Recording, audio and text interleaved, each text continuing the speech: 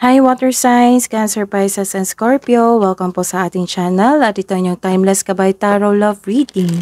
Please be reminded that this is channel reading po, so maaari kayo makarelate o hindi. Just take what resonates.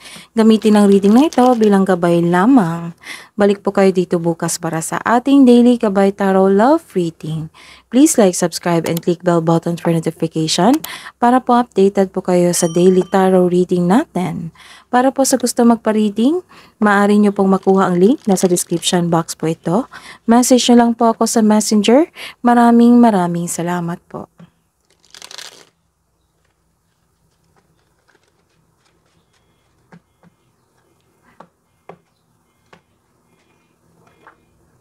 Spirits Guide, ano po ang mensahe niyo po para sa mga single na Cancer, Pisces, and Scorpio?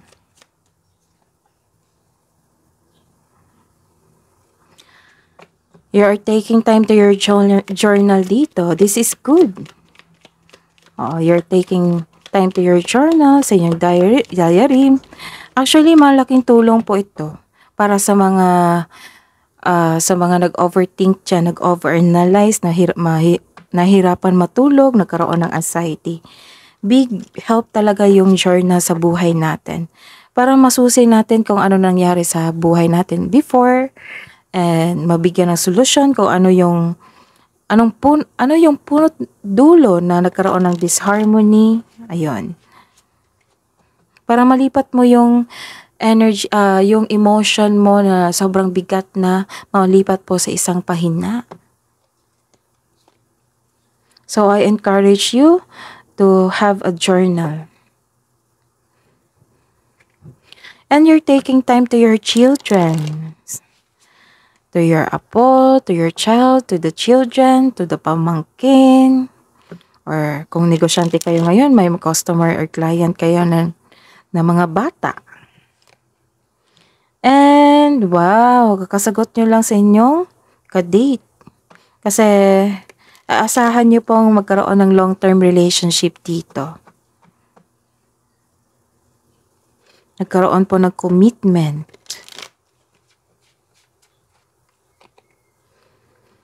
And this is your soulmate. Wow, ang ganda. Maaring soulmate na po siya. Or sa mga wala pang ka-date ngayon, maaring dumating na itong soulmate mo, nasa harap mo na, or parating pa. Para po sa mga may relasyon na Cancer, Pisces, and Scorpio, mensahe niyo po, Spirits Guide. May clarity na ganap. May naging honest sa inyo sa kung kailan nyo ito na-view. May nag-confess sa inyo. May clarity na ganap, naging honest sa inyo. May conversation. May revelation.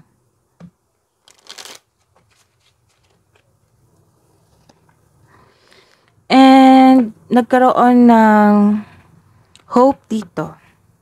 Dahil sa confession na ito or revelation na ito. Or some of you granted yung manifestation nyo or wish nyo sa buhay.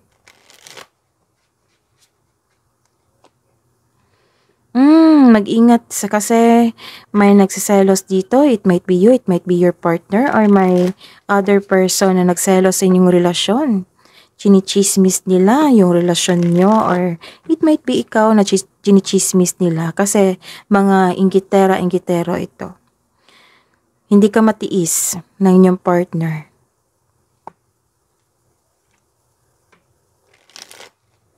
So let's see the clarification po. Hingi tayo ng clarification. Spirits guys, clarification po para sa mga single na Cancer, Pisces, and Scorpio para sa apat na card nila, journal, children, commitment, and soulmate. Clarification of this card. Clarification po sa reverse card. Clarification po para sa mga may relasyon, buhay mag-asawa na Cancer, Pisces, and Scorpio para sa apat na card nila na Verge, Wish, Gossip, and Magnetic. Spirits Guide. Clarification po of this reverse card. This is a reverse card. Nagkaroon dito ng confusion, pessimism, unhappiness, nagkaroon ng failure sa pag-uusap dito, sa pagkikita, nagkaroon ng medyo sad kayo. Some of you, hindi okay ang health nyo ngayon, or some of you, hindi okay ang health ngayon, or relasyon sa pamilya, or hindi kayo okay kasi hindi kayo nakita ngayon or nag-usap. May nakita din akong delay sa travel dito para magkita kayo.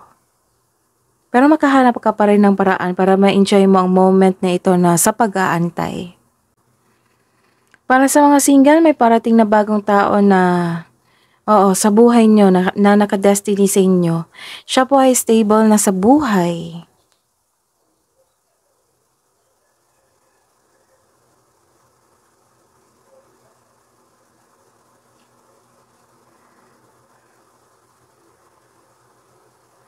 Nakikita ko dito, some of you malungkot.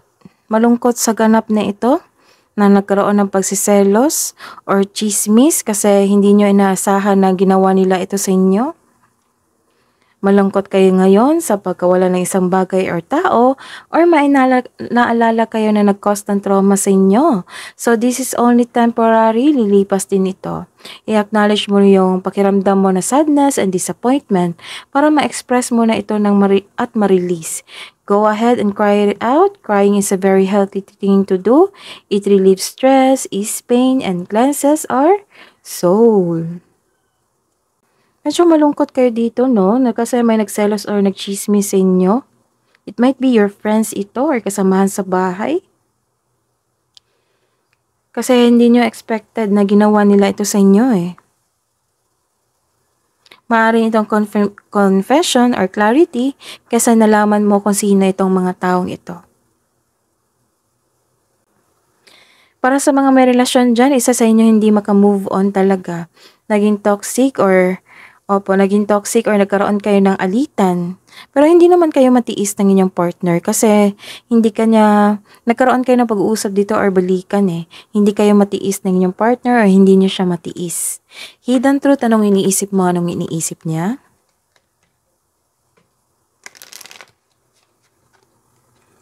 Para po sa mga single dyan, anong iniisip mo, anong iniisip niya? I am becoming a better person. I replay our conversation over and over. Ooh, in love talaga kayo. Kasi mayroon commitment and soulmate dito eh. So this is good. And sa mga may relasyon, I know I was a distraction from your pain. And it's time for me to heal now. So take this advice. Kailangan mo i-let go na yung sadness or disappointment na hindi mo na makontrol. Focus sa makontrol mo at i-let go mo na yung sitwasyon or mga taong hindi mo makontrol. Ayun. Love advice po para sa mga single dyan. So, take time to yourself. Nagkaroon ng beauty ritual dito or application. And soak in bath. Sa mga may relasyon dyan, shuffle lang natin.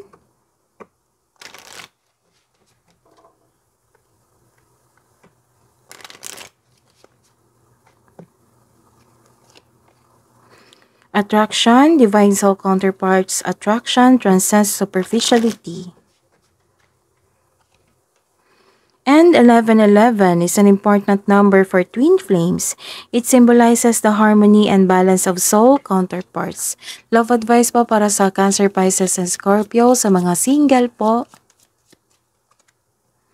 Power, you instinctively know what is right for you and you have the power to say no or to walk away at any time. Sa mga may relasyon, freedom, you have freedom. There is nothing stopping you. The path is clear if you want it to be. That is your reading po, Cancer, Pisces, and Scorpio. Please like, subscribe, and click bell button for notification para po updated po kayo sa daily tarot reading natin. Maraming salamat po.